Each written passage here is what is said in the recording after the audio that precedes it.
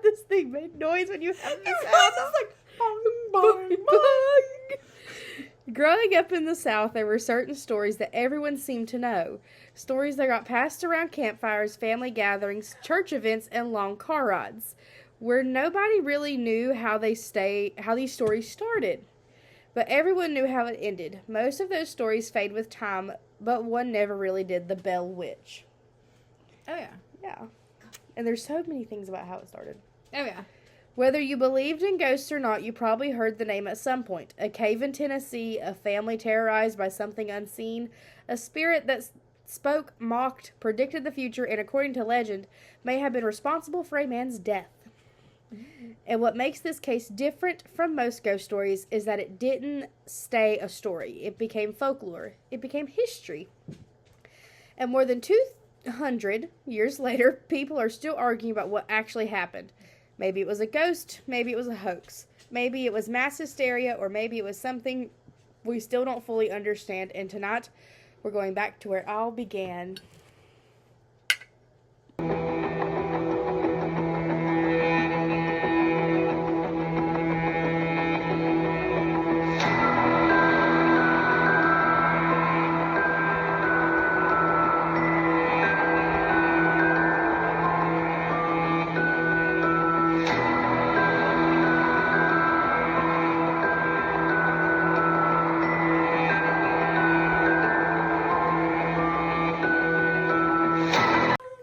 Life like on the the Hunger Bell. Games.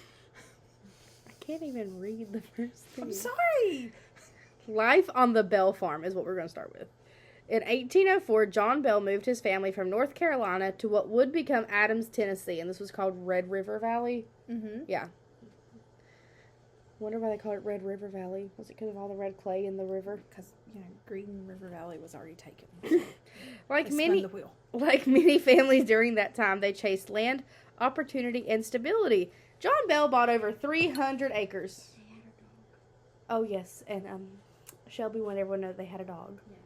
The family had a dog, typical. So, yeah, he bought over 300 acres of land. Okay. What they found was fertile farmland in a place where they quickly became well respected in the community. The Bells weren't outsiders. They weren't struggling. They weren't isolated in some remote wilderness. By every account we have, they were normal, functioning frontier family living a fairly successful life. Okay. And actually, a video I watched earlier on it, they were slave owners. They bought enslaved people, which during that time in Tennessee, very normal. Yes. Which makes me wonder if some of this was, like, voodoo. Hoodoo. The word. For over a decade, nothing... Remind me of the Babe. What Babe? Babe with the power of hoodoo. You do. Do Do what? what? Remind me of the Babe. I can't not finish it. For over a decade, nothing unusual was reported. No strange activity, no rumors, no haunting. Just farming, family, and routine daily life. And then around 1817, things changed. And there was a creature in the field. Oh, was it like... Oh, no, never mind. Was it a cute creature? Was it a cute creature? Yeah. No. Well, I mean, like... Just saying. John Bell was walking across his property when he noticed something strange in the distance. Accounts vary wildly, but most descriptions fall somewhere between an animal and something entirely unfamiliar. Some said it looked like a dog, others a rabbit. Others said a dog with a rabbit head. So maybe it was a skinwalker. That's what I was thinking. Just say. Others said it didn't resemble anything natural at all, so therefore the SW reference would make sense. Yeah. Possibility. Okay, I just realized on camera that my little skeleton's pelvic bones look like pretzels. I just have my chickens. Bell raised his rifle and fired, and the creature vanished. Not ran, not fled, but it just vanished. Okay, but it was like at night, right? Is when they saw this, or twilight? Does it say? No, from all the accounts that I've seen, it was like midday, or it was like daylight, because he was walking like So the maybe morning. it was a mirage. Maybe. Maybe he was tired and it was like heat stroke. And that detail is important because this is where people later start asking whether the Bell Witch story began with fear or something already wrong on that land. So, if it started with fear, that means it's a tulpa. You know, like the Supernatural episode with the musical. It's a tulpa. But it could have very well been, in that time period, in that area, you could have been disturbing native graves. You could have pissed off a native spirit, and they're like, oh, no, friend. We don't play that game. Here's what we're going to do. Exactly. One strange animal is easy to dismiss. One strange animal that disappears into nothing is harder. Yeah. This Maybe it was a jackalope. We're not out west. It's not a jackalope. Oh, Maybe it was on vacation. I pressed to skip the slide and forgetting that I'm Maybe it was a jackalope on vacation. Jackalopes don't take vacations. Well, you don't know their life. Have you ever met a jackalope? No. Okay, then you don't know its life. Maybe it's on vacation. Maybe it was visiting its cousin, the hare. Now, this is like where most accounts are saying it's happened. But I remember the Ghost Adventures episode talking about the boys had found a skull out in the woods and brought it home and a tooth fell into the porch. Yes. So there's multiple accounts about how this started. Yeah, and that's not the version that I heard how it started either. So the tooth or the animal? Either. So what was yours? So what I heard was that John Bell bought the land, and that he was talking or whatever, courting a lady of well-to-do means in the town or in the area. Married? No, he wasn't married yet. And that they were dating, whatever, and that they went out horseback riding, and she fell off her horse, and he thought that he was going to get charged with murder because she was well-to-do and he wasn't. And he, put her in a basement. See, that's what I was told. See, that's where this story, you don't know where you never know where it actually truly started. So, not long after that encounter, the Bell family began hearing things inside their home. At first, it was subtle, scratching inside the walls, knocking on doors, strange bumps at night. The kind of sounds you might try to explain away if you really wanted to, but the sounds didn't stop. They moved from room to room, wall to wall, night after night. And it's actually this is where the Suds were hearing the mice scratching under their bed. Yeah, and that's the accounts that are always the same. That sounded like mice gnawing on the bedpost or scratching in the bedpost. Animals running through the house or someone moving through the house. But it was always animal scurry sounds. Yes, and that would have been explained with that area with where you lived. It's wildlife has got in. Mm-hmm. There's a raccoon under the porch. Right. And then there's me who'd want to, No, we can't have a pet trash panda. I'm sorry. John told me that I couldn't have a pet bobcat, so you can't have a trash panda. I'll have a trash panda. I got Cody to agree to chickens. Turkeys are next. I'll work him up to trash panda. Get ducks. He said no to ducks. What if I buy 2 ducks and just drop them off? Can't say no. The children reported hearing what sounded like rats chewing through wood, but every time John Bell checked, there was nothing there. No animals, no damage, no explanation. Then the activity escalated. Blankets were pulled off sleeping children.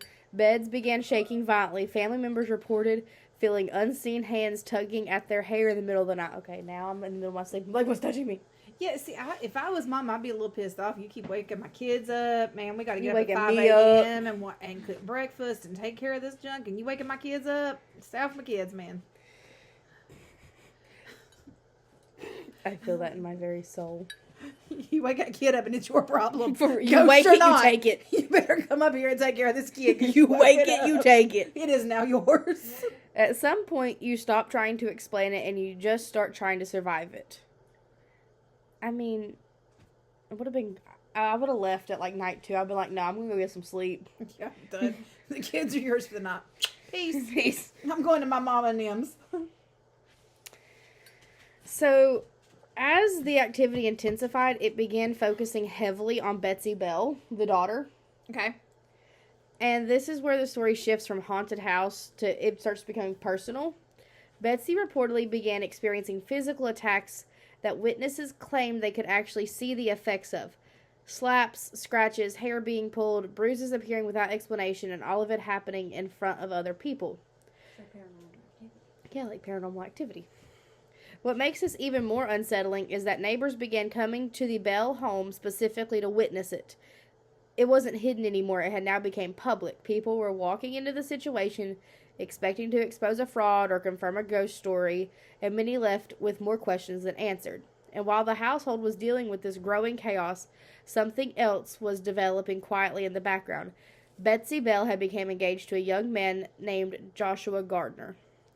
And the entity, whatever it was, did not like that at all.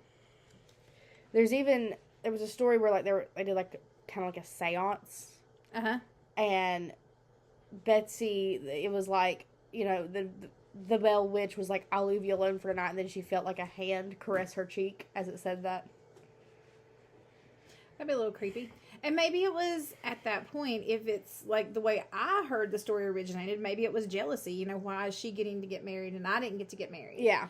Why is there, why is she getting to live the life that I was supposed to live? Yeah. The relationship between Betsy and Joshua was serious enough that marriage was being discussed in a normal setting. This would have been a hopeful part of Betsy's life, but according to the accounts, the Bell Witch seemed almost fixated on preventing it. Whenever Joshua visited, the activity reportedly escalated. Conversations were interrupted. The voice would mock him directly. It would insult him, ridicule him, and create disturbances that made it nearly impossible for the couple to spend time together.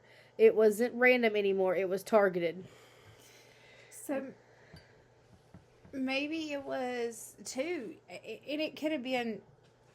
Granted, the way that it was going about wasn't a good way, but maybe she was trying to warn her that this was not the match for her. Maybe, but he also became really wealthy and started owning. He went on and owned his own company, and she could have lived a great life. Oh, so she was just a bitch.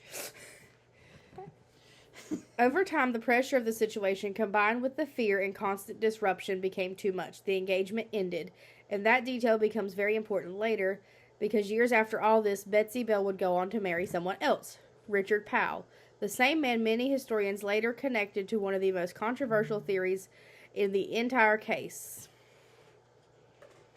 We'll have to see if that's just coincidence. It's going to be like the meme from Meet the Robinsons. Coincidence? I think not. That's the moment for the dun dun dun. Dun. Listen, we're getting to make sound effects, okay? Okay. Then came the moment that turned the Bell Witch from local rumor into legend. The voice. At first it was faint, whispers, then single words, then full conversations. Yeah, okay. What did you do today? Well, I made some coffee and then talked to the dead lady that lives in our walls. I mean... What listen, there's some people that have passed that I would love to have a conversation with, but I don't know you. I don't want to talk to you. Not like that. No, and unlike typical haunting stories, this voice didn't behave like a broken recording. It responded, it debated, it argued, it quoted... So it's an intelligent haunting. Yes. It quoted scripture, it sang hymns, it answered questions in real time, and gave itself a name. So not only was it an intelligent haunting, it was bringing some Jesus up in it. Mm-hmm. Oh, she said, y'all need Jesus. Yeah, yes. And the Bell Witch gave herself the name of Kate. The problem is, Kate wasn't just repeating phrases. It appeared aware, intelligent, personal.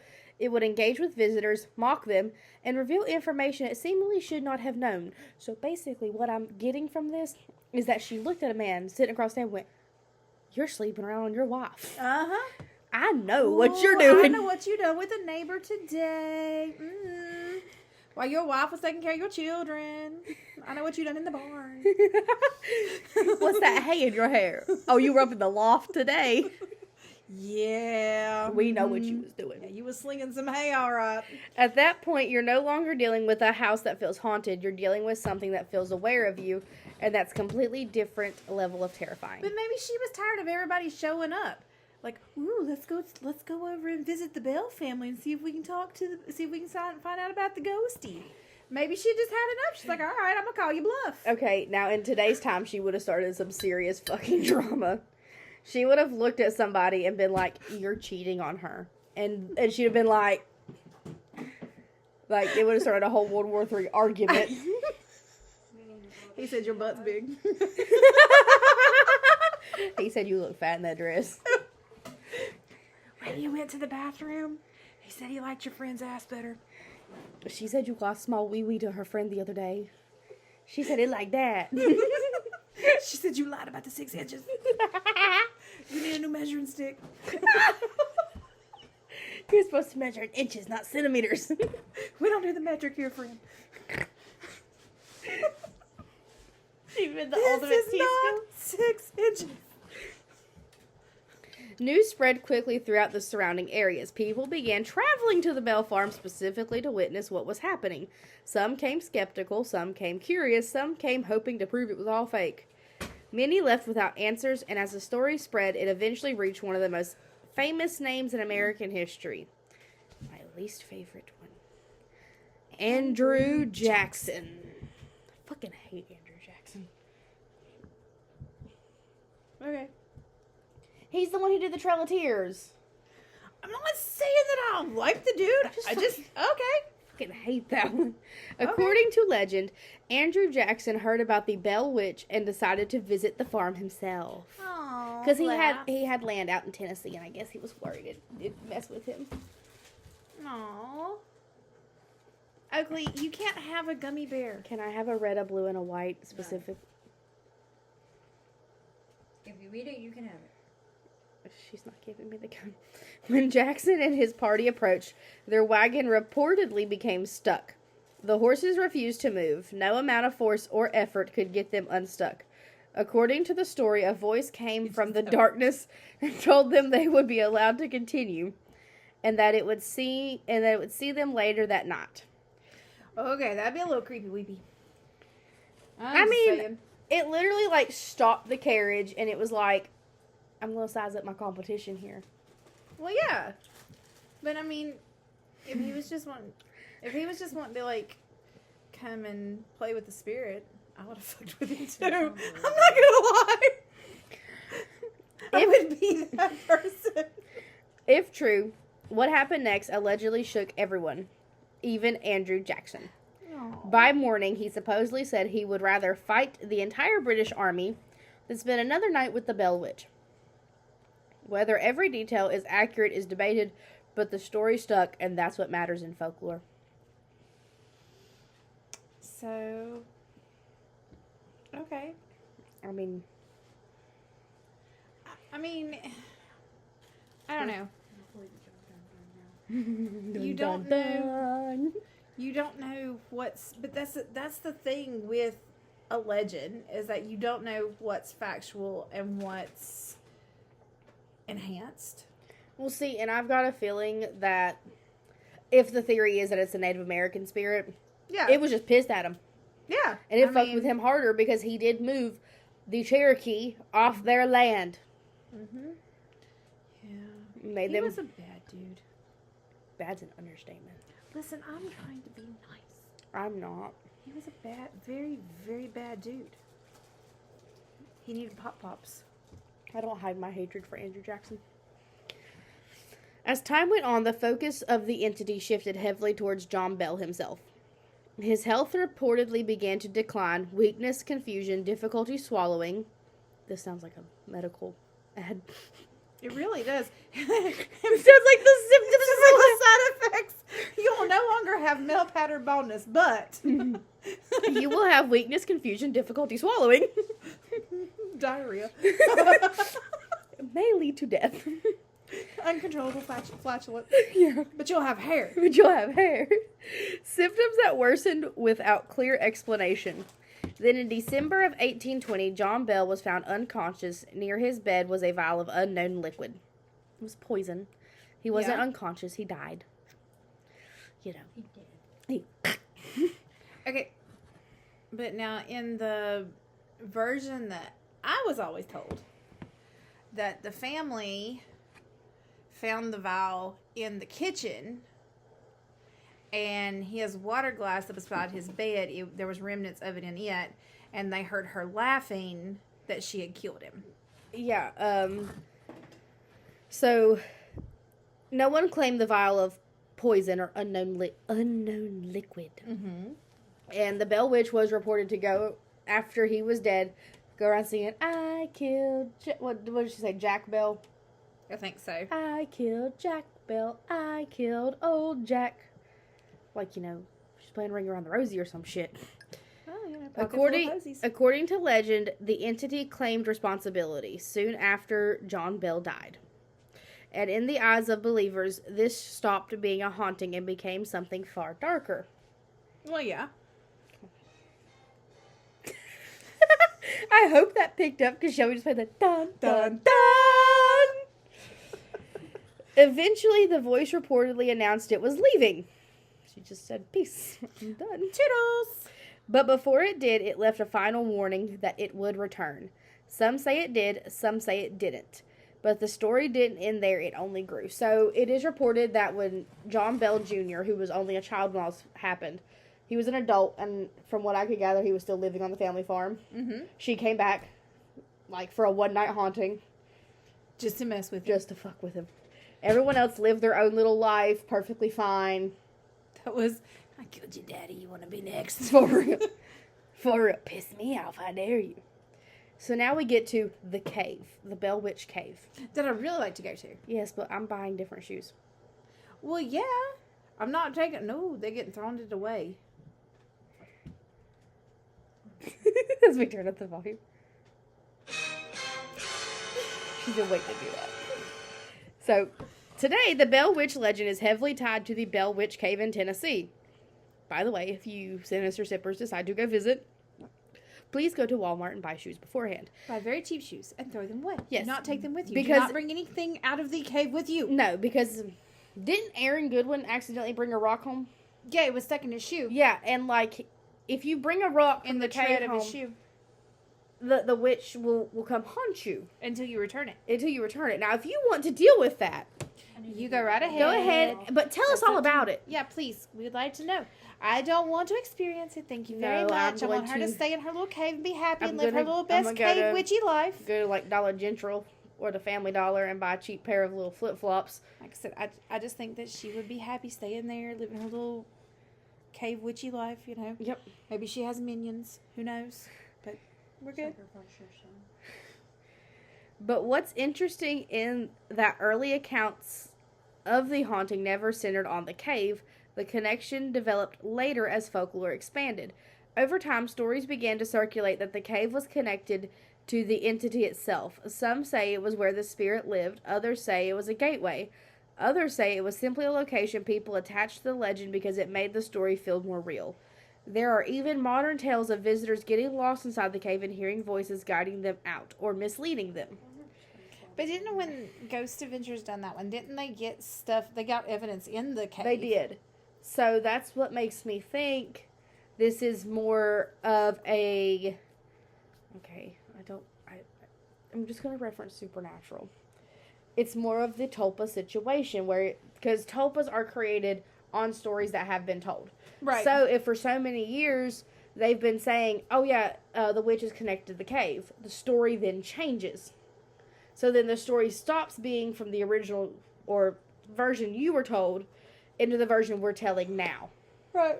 And then as people start believing more and more a certain story, things shift within the tulpa itself. Right. Powers get added, get taken away. Yes. So, Well, that's what some people believe with, like, the rake. yeah. And some of these other, that it was created in fantasy world, fan Slenderman. fictions and stuff. Yeah. But because of how many people believed in it, actually created it. Yes. And that's like, in 30 years, we could review this case and it could have completely changed because people Yeah. started believing a different account. Oh, yeah. And whether those stories are real or not, the cave has become one of the most visited paranormal locations in the United States. Wow. I know, right? Like, people just want to go to a cave. It's not the haunted location I want to go to. No. That's not my dream haunted location. Trans-Allegheny. Brushy Mountain. You can eat lunch at Brushy Oh, Mountain. that one too. Yeah, I want to go there too. You can eat lunch.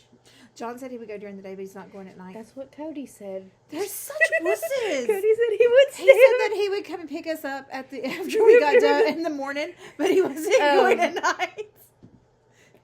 I want to go and do it. I want to go. Now I'm not doing the crazy shit where you got to sleep by yourself and all this. No, I ain't doing all that.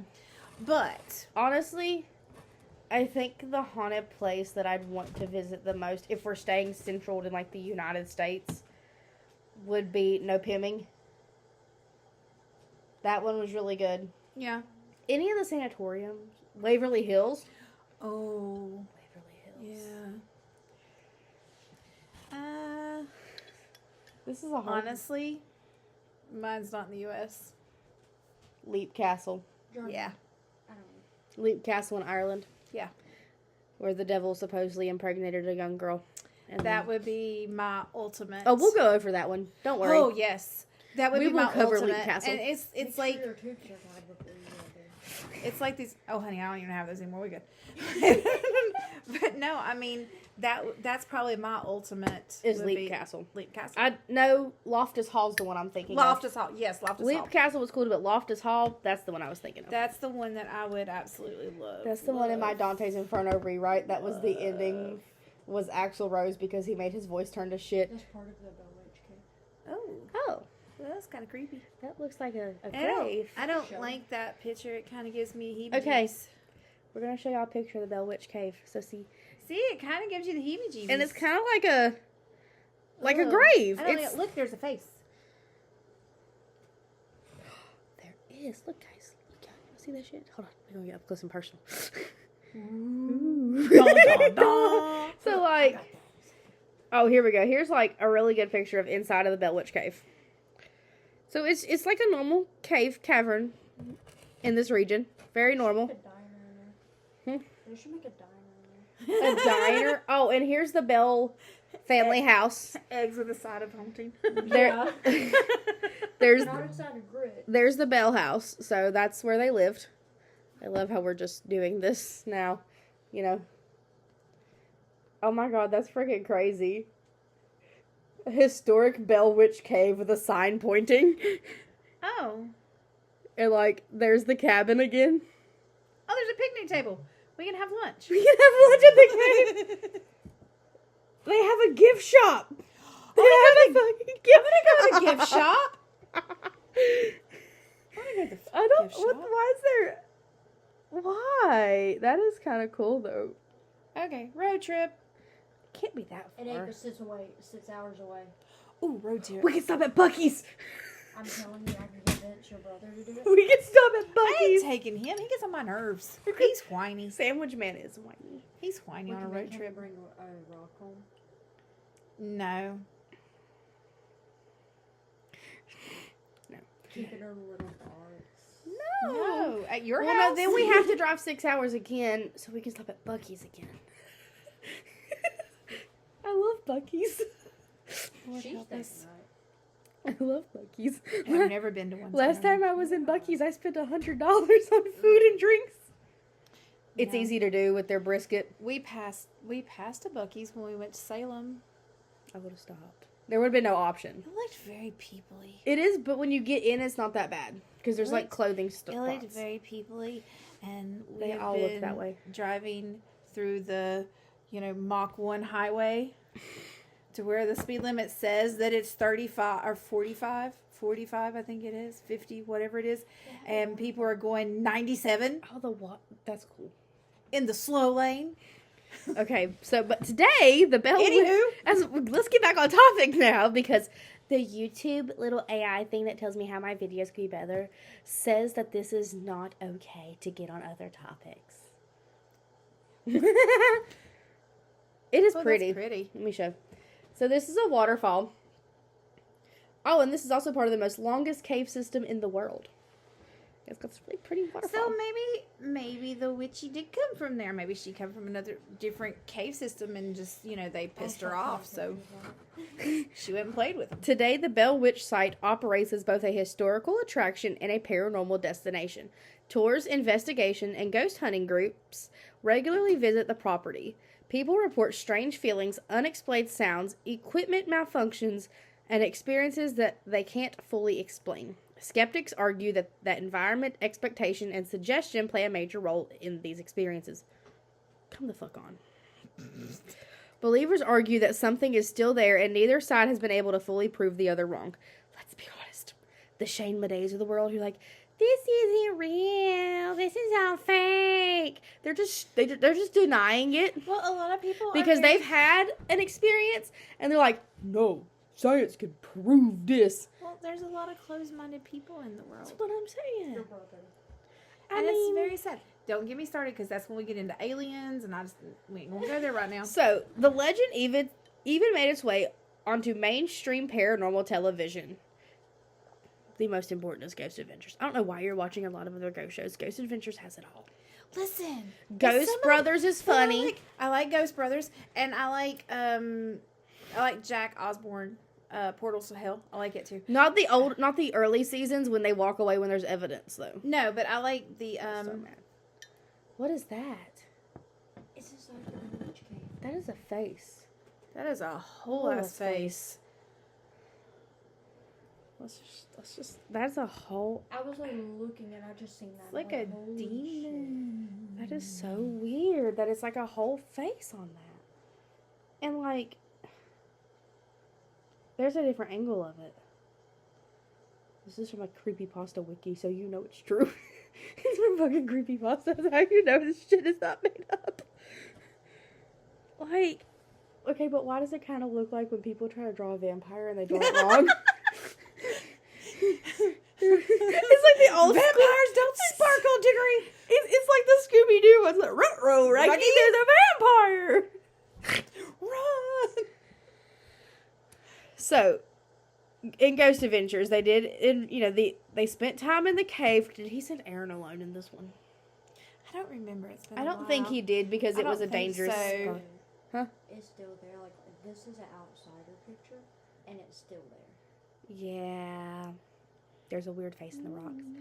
As always with paranormal television, reactions were split. Some believed the evidence was compelling. Others felt that it was inconclusive or they made it up. Because people love with Zach to be like, he's making this up for an episode. But then 2 episodes later, they get like nothing. They might get an orb. A singular orb. Yeah, but it's also, you're going to have people, it doesn't matter what it is. You're going to have people that believe and people that don't believe, and you're going to have people that are on the fence. That sticker I flicked off my finger fell in my tea. Ew.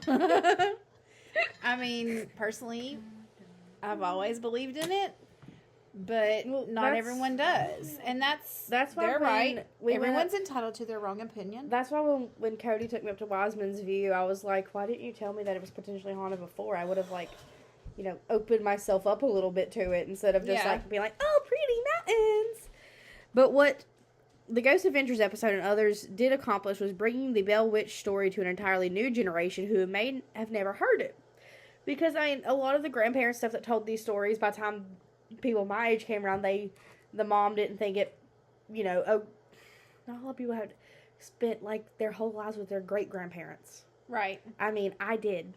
Yes. I was with Mom and Pa more than I was at home. That's not a joke. No. Guys, that's really not, like... That was the same way, though. Yeah, but it's...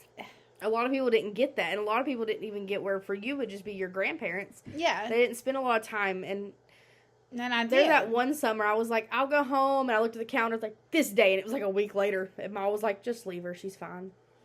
But yeah, I mean, I was at Mom and Pa's all the time. Because I remember... And listening to the stories, and up in the mountains with our family up there, and Nana and Papa's, and that's what we done. Yeah, Cody picks on me for my story of Falling Rock. Aww. We'll tell that story. My Pa. And all of this is why the legend survived. Like, even with us just talking about stories we've been told over the years. Yeah. This is why they survive, is because they're told and passed down. The Bell Witch has been featured in books, documentaries, podcasts, films, and countless YouTube investigations. One of the most well-known adaptations is the film An American Haunting, which dramatizes the story for modern audiences. Dramatizes, like, it made you know, it like more... the new Hulu documentary on the Murdoch murders, where it's like actors. Yeah, that's dramatizing it. Across the internet, the Bell Witch remains one of the most discussed paranormal cases in American history. It's analyzed, debated, and recreated and reinterpreted constantly. And that raises an interesting question. How does a story from the early 1800s stay this relevant? Oh, Us. because, yeah. Us. People tell them. Yeah. That's why we do all these, like, older ones. And these, because they need to be told. Well, and it's just like the family stories, and then you have the stories of around here. We do need to record another family story episode. Yeah. And and you also have the stories of, like, in our area, the Brown Mountain Lights and things like that. And everybody's... the witch. The Wampus cat. It's the Wampus kitty. The Wampus kitty. Haynard. Haynard was a big one. I've never seen them. We were supposed to Wiseman's View is supposed to be the best place to actually see them because it's not as crowded as the Brown Mountain Lights Overlook. Mm-hmm. Brown Mountain Overlook. I might end up trying to convince your brother to do that one weekend. Some believe the Bell Witch was tied to Kate Batts, a woman who allegedly felt wronged by John Bell and cursed him before her death. See? Your story. That ties back to what I was told. Others believe Richard Powell, the school teacher who later married Betsy Bell. Oh, I forgot that. He was her freaking teacher. Ew. This is not Ezra and Aria and Pretty Little Liars. Yeah, that was creepy, too. That was, like, skeevy. Ugh. That may have played a role on orchestrating parts of the haunting to influence Betsy's relationship with Joshua Gardner. So maybe Richard Powell was jealous of Joshua and he wanted a piece of that ass, so he... So maybe he, like, set it up. I mean... Which one thing that wasn't told in our script that I forgot to add in, if you watch the Mr. Ballin video, I'm telling people this because Mr. Ballin does great storytelling. Apparently there was one time, I don't remember if it was the wife or John Bell. I think it was Mrs. Bell. She was like walking down the road to go home. I think she had like went to town or something. And in the middle of the road, like the middle of like what would be like their driveway, was a woman standing there in a black dress. And what ended up happening was she started to approach it, and it, like, started yanking its hair out. Like, pulling like this, ripping its hair out. And it was the Bell Witch. Yeah. See, that's what I'm saying, is that there's so many different accounts of what's all happened with this. Well, there's also so many accounts of different things that happen. Like... The hair pull, that. The hair pulling, you had the... animals getting out, and different things. I mean, there's so many different accounts. And I think that's why skeptics argue the entire case may be an early example of mass hysteria, where fear and storytelling evolved over time into something larger than the original events. I can see that. And then there are those who believe something truly unexplained happened, something that doesn't fit really into any neat little category. Yeah, I mean, I can kind of see that because it's not like, I mean, they've deemed it a witch because at that time period it was a woman, the voice of a woman. Yes. It was very feminine in the way it acted, the way it laughed, carried on, and even the way it chose to murder. Yeah. Was very feminine, so it was a witch. Yeah, they just deemed it up to that. Which I'm starting to think more on the Tulpa or SW vibes. Yeah, or even... It's something in the mountains. This is in the Appalachians. Yeah, and I mean, even at that point in time, too, it could have been demonic. Yep. Because how many times does someone talk about they see a little girl ghost, but then all this evil shit's happening because... Little girls are evil. Have you met mine? Listen. No, well, that's... If you are somewhere and you see a little girl... You're going to think, oh, it's so cute! Oh, look how cute! Look at that little girl. Look how cute she is. And then next thing you know, your hair's being ripped out of your head, and you're... Yeah, and, you've got a tick for the rest of your life. The Bell Witch may never fully be explained, and maybe that's why it's still being talked about more than 2 centuries later, because whether it was real, exaggerated, misunderstood, or something else entirely, the story refuses to fade, and very few legends can say that. The Bell Witch didn't just become a ghost story, it became part of American folklore, and that might be the most powerful thing about it. And let's be honest, it's Appalachian folklore at the end of the day. Yeah. Most of what we talk about is Appalachian folklore. Well, that's what we grew up with. I mean, that's what I grew up listening to and hearing the stories of, and the warnings and what you do and what you don't do, and that's what I passed on to you guys. Yeah, we gotta do that episode with what lives in the mountains. Now, we want to hear from you. Do you think the Bell Witch was real? Do you think there's a logical explanation? Or do you think the truth is somewhere in between? Let us know in the comments, and until next time, stay curious and stay cautious. Bye. Bye.